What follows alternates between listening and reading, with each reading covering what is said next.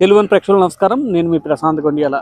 ప్రధానంగా వ్యవసాయ ఆధారిత జిల్లా అయిన శ్రీకాకుళం జిల్లాలో కొంతకాలం క్రితం వరకు ప్రకృతి విపత్తుల్లో అన్నదాతలను ఇబ్బంది పెడితే తాజాగా ప్రభుత్వ ఇబ్బందులు ప్రస్తుతం అన్నదాతలకు అనేక కష్టాలను పరిచయం చేస్తున్నాయి.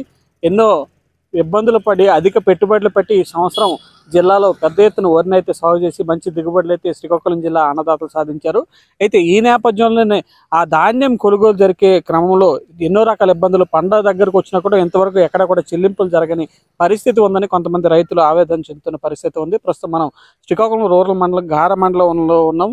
ఇదైతే కొంతమంది శ్రీకాకుళం నియోజకవర్గ పరిధి గార మండలంలో కొంతమంది రైతులు మనతో ఉన్నారు. ఎలాంటి ఇబ్బందులు ప్రస్తుతం వారు ఎదుర్కొంటున్నారు, ప్రభుత్వం చెప్పిన దానికి క్షేత్రస్థాయిలో ఉన్న పరిస్థితులకు ఎంత మేర తేడా ఉందో వారి మాటలో తెలుసుకునే ప్రయత్నం చేద్దాం. రాజు గారు చెప్పండి, ఏదైతే ప్రభుత్వం చెప్తుంది ఎక్కడికక్కడ సక్రమంగా చెల్లింపులు జరుపుతున్నాం, చివరి ధాన్యం గింజ వరకు కొనుగోలు చేస్తామని ప్రభుత్వం ప్రకటన విడుదల చేసిన పరిస్థితి ఉంది. అంటే ప్రభుత్వం చెప్తుంది చివర ధాన్యం గింజ వరకు కొంటామని, కానీ ఇప్పుడు కొనేదానికైతే డబ్బులు ఇంతవరకు పడలేదు సార్. ఎందుకంటే ఫస్ట్లో నీరు లేక, వర్షాలు లేక, కాలువలు రాక, పూడుకు తీతలు లేక చాలామంది మేము ఇబ్బంది పడ్డాం. అప్పుడు ఈ ఆయిల్ ఇంజిన్లు, తర్వాత మా ఈ కరెంటు మోటార్లు ఇవన్నీ పెట్టి ఎలాగో ఒకలాగా పంటను పండించాం. అంటే అప్పులు చేసి బంగారం తాకట్టు పెట్టి నానా బాధలు పడి. గతంలో కానీ ఇప్పుడు ఎంత పెట్టుబడి పెరిగింది? ఇప్పుడు గతంలో కంటే ఈ సంవత్సరం 12,000 పెరిగింది. ఎకరాకి 12,000 పెరిగింది ఎక్స్ట్రాగా. ఎందుకంటే ఈ నీరు కొరత వల్ల మేము ఆయిల్ ఇంజిన్లు ఇవన్నీ పెట్టుకోవడం వల్ల సరే ఏదో అయ్యింది, పంట పండింది, పంట చేతికొచ్చింది, ప్రభుత్వం కొంటామన్నారు, ప్రభుత్వానికి మేము ధాన్యం ఇచ్చాం. ఇంతవరకు కూడా మా రైతు అకౌంట్లో డబ్బులు అయితే పడలేదు. అది కాకుండా ఇంకా మేమే కొనుక్కున్నాం, కళాశాఖ మేమే పెట్టుకున్నాం. ఇక్కడ నుంచి ట్రాన్స్పోర్ట్ ఛార్జెస్ కూడా మిల్లు వరకు చేరే వరకు మేమే పెట్టుకున్నాం. గవర్నమెంట్ ఏమైనా హామీ ఇచ్చింది? గవర్నమెంట్ ఏంటంటే కొనేసాక 24 అవర్స్లో డబ్బులు పడతాయని చెప్పి ఇవన్నీ మిమ్మల్ని పెట్టుకోమని చెప్పిందా గవర్నమెంట్? అంటే గతంలో మేము గత సంవత్సరం కూడా ఇప్పుడు బస్తాకి మేము 50 రూపాయలు ఇచ్చాం, గవర్నమెంట్ 20 రూపాయలు వేసింది, ట్రాన్స్పోర్ట్ 1200 వేసింది, మేము 3000 రూపాయలు ఇచ్చాం. అదంతా అదనం ఖర్చు అనమాట. అందుగురించే 12,000 అదనంగా ఖర్చు అయింది మాకు. ఒక ఎకరాకి 6,000 రూపాయలు ట్రాన్స్పోర్టు, అంక్యాలు ఎత్తించడం 50 రూపాయలు అనమాట. అంక్యాంకి ఎత్తడానికి, లోడ్ చేయడానికి, కళాశాలకు 50 రూపాయలు ఒక బస్తాకి. ఇవన్నీ చేసి మిల్లర్స్కి ఇచ్చేసాం. వాళ్ళు ఎమ్మన్న మిల్లుకి మేము ఇచ్చాం. మేము మా మిల్లుకి కూడా ఇవ్వడానికి లేదు. మనకి ఆర్బీకే సెంటర్లో ఏ మిల్లుకి వస్తే ఆ మిల్లుకి ఇవ్వాలి. దగ్గర మిల్లుకి వస్తే 1,500 2,000తో అయిపోయింది. కొద్ది దూరం వచ్చిందంటే 3-4 వేలు ట్రాక్టర్ అద్దె అడిగారు. అవన్నీ కట్టి చెల్లించాం. ఇప్పుడు అలో లక్షణాన్ని కూర్చున్నాం. అసలు పండక్కి చాలామంది రైతులైతే చిన్న చాలామంది వాళ్ళ పిల్లలకి పిలిచి పండగ చేసుకోవడానికి బట్టలకు కూడా కొనుక్కోలేని పరిస్థితి ఈరోజు ఉంది. మీకు ఇప్పుడు ఏదైతే సార్ ఆర్బీకేల ద్వారా మీరు ఏదైతే మిల్లుకి తరలించారో వారు మీకు ఎప్పుడులో చెల్లిస్తామని మీరు అడగడం జరుగుతుంది కదా, వాళ్ళు ఏం చెప్పారు? ఇప్పుడు అదే సార్ పెద్ద సమస్య. ఇప్పుడు గతంలో మేము మిల్లర్కి ఇచ్చేవాళ్ళం, మాకు డబ్బులు కాకపోతే మీరైనా సగం డబ్బులు ఇవ్వండి అని అడిగేవాళ్ళం. ఇప్పుడు ఆర్బీకే వాళ్ళు ఏమంటున్నారంటే మేము కొట్టాం తప్పించి బిల్లులు డబ్బులు అవన్నీ మాకు తెలియదండి. మీ రైతు అనేవాడు ఎవరికి అడగాలో కూడా ఇప్పుడు తెలియట్లేదు. ఒక ఎంఆర్ఓ ఆఫీస్కి వెళ్ళి అడగాల, ఒక డిఎం ఆఫీస్కి వెళ్ళి అడగాల, లేకపోతే ఆర్బీకో సెంటర్లు అడగాల, లేకపోతే మన డిటి గారికి అడగాల ఎంఆర్ఓ ఆఫీస్లో. అసలు ఎవరికి అడగాలో తెలియని పరిస్థితి. రైతు అయితే అయోమయ పరిస్థితిలో ఉండిపోయాడు. అసలు ఎవరికి అడగాలో తెలియదు సార్. ఇప్పుడు ఇక్కడ నేను జిల్లాలో ఇంకోటి విన్నాను, ఏదైతే తేమ శాతం ఎక్కువగా ఉందని చెప్పి ఈ 80 కేజీలకి 2 కేజీలు 5 కేజీలు కూడా అదనంగా వసూలు చేస్తున్న పరిస్థితి ఉంది జిల్లాలో అని చెప్పి కొంతమంది రైతులు వచ్చేస్తారు. మనం ఏంటంటే ఫస్ట్ కోతలు అవుతాయనే టైంకి మనకి తుఫాను ప్రభావంతో ధాన్యంలో తేమ శాతం అయితే ఉంది. దానికి ఏంటంటే ఇప్పుడు 14, 15, 16, 17 పాయింట్లు వస్తే 1 కేజీ అడుగుతుంటారు. ఎందుకంటే అంకె ఒక 1/2 కేజీ, ఇది 20 పాయింట్లు వస్తే 2 కేజీలు, 2 కేజీలన్నర, 3 కేజీలు తీసుకుంటున్నారు. ఇప్పుడు తేమ శాతానికి దీనికి సంబంధం కాదు. దానికి రైతులందరూ అవి అయిపోయింది, నెక్స్ట్ అది ఎక్నాలజీ అయిపోయింది. ఇప్పుడు డబ్బులకే తప్పించి తేమకి దీనికి ఇప్పుడు సంబంధం లేదు. ఎందుకంటే ఫస్ట్లో జరిగేవి అవి డిసెంబరు, జనవరి మొదటి వారంలో ఆ తేమ శాతం ఉంటుంది. ఇప్పుడు మరి ఇంకా తేమ శాతం ఉండకపోతే ఎక్కడో ఉందనుకోండి, పచ్చిగా ఉంటే దానికి మిల్లర్స్ 1 కేజీ 2 కేజీలు అడుగుతున్నారు. అది రైతులు ఇచ్చేస్తున్నారు. వాళ్ళకి తెలుసు రైతులకి, ఎందుకంటే వాళ్ళు ఎప్పుడు చేస్తున్నారు కాబట్టి. ఆ సమస్య ఇప్పుడు లేదు. బిల్లు అంటే డబ్బులు రైతు అకౌంట్లో ఎప్పుడు వేస్తారు అనేదే కావాలి.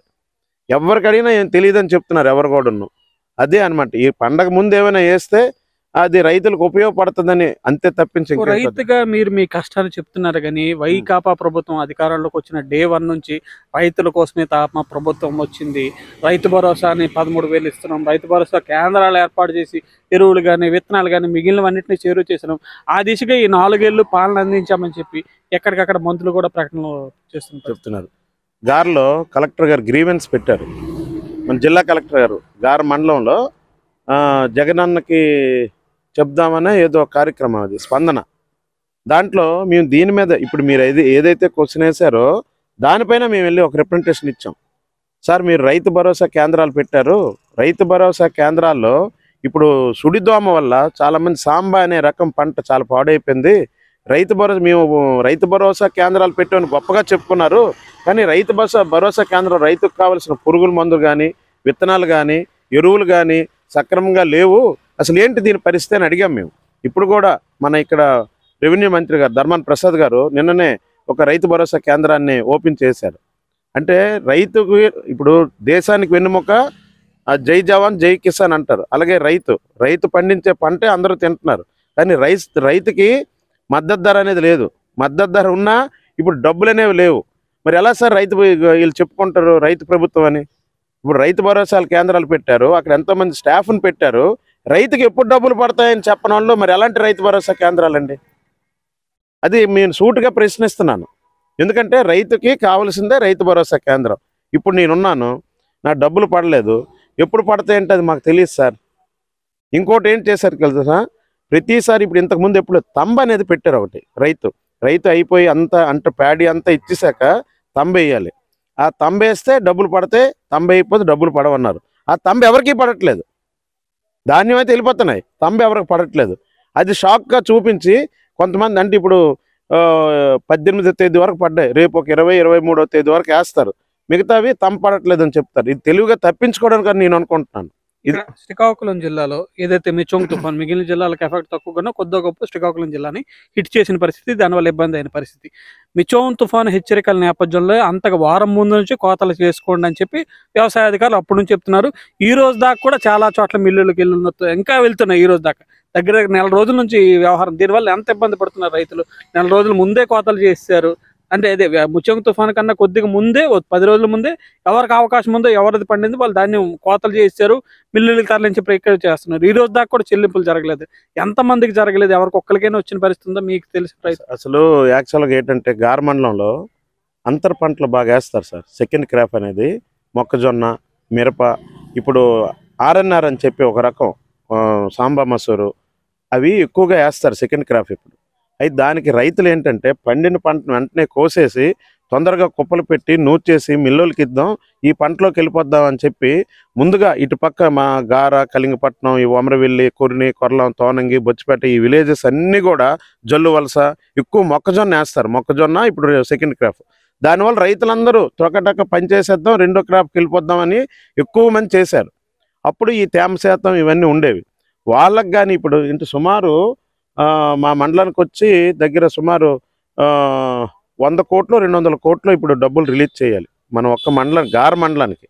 ఇలాగ చూసుకుంటే రోజుల నుంచి సాగుతుంది, అప్పటి నుంచి డబ్బులు పడలేదు, ఎవరికి పడలేదు.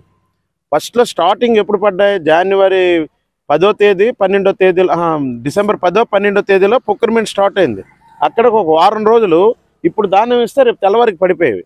అప్పుడు తక్కువ మంది, అంటే తక్కువ నూర్పులు అయ్యాయి. అప్పుడు సరే నూర్పులు బాగా స్టార్ట్ అయ్యాయి అనేసరికి ఇంక డబ్బులు పడడం మానేశాయి. అది దానివల్ల రైతులు తీవ్రమైన ఇబ్బంది, మామూలు కాదు. ఇది శ్రీకాకుళం జిల్లాలో అన్నదాతలు ఒక రకమైన ఆవేదన అయితే వ్యక్తం చేస్తున్నారు. ప్రస్తుత ప్రభుత్వ నిర్లక్ష్య వైఖరి వల్ల తాము పండగ చేసుకునే పరిస్థితి ప్రస్తుతం శ్రీకాకుళం జిల్లాలో కూడా ఎక్కడా లేదని చెప్తున్నారు. ఏదైతే ప్రస్తుతం గార మండలం వరకు చూసుకుంటే ఇక్కడ 100 కోట్లకు పైగా బకాయిలు ప్రభుత్వం పడి ఉందని, ఏ ఒక్క రైతు కూడా ₹1 చెల్లించిన పరిస్థితి లేకపోవడంతో రైతులందరూ కూడా ఈసారి సంక్రాంతికి దూరమయ్యే పరిస్థితి, దుర్భర పరిస్థితి ప్రస్తుతం నెలకొందని శ్రీకాకుళం జిల్లాలో అన్నదాతలు ఆవేదన చెందుతున్నారు. రైతు భరోసా కేంద్రాలతో పాటు రైతులకు ఎంతో మేలు చేశామని చెప్పుకుంటున్న ప్రభుత్వం క్షేత్రస్థాయిలో ఒకసారి పరిస్థితులను పునఃసమీక్షించుకోవాలని, రైతులు ఎక్కడ కూడా సక్రమంగా వ్యవసాయం చేసుకునే పరిస్థితి క్షేత్రస్థాయిలో లేదని శ్రీకాకుళం జిల్లాలో అన్నదాతలు గగ్గోలు పెడుతున్న పరిస్థితి ఉంది. శ్రీకాకుళం నుంచి ప్రశాంత్, తెలుగు 1 న్యూస్.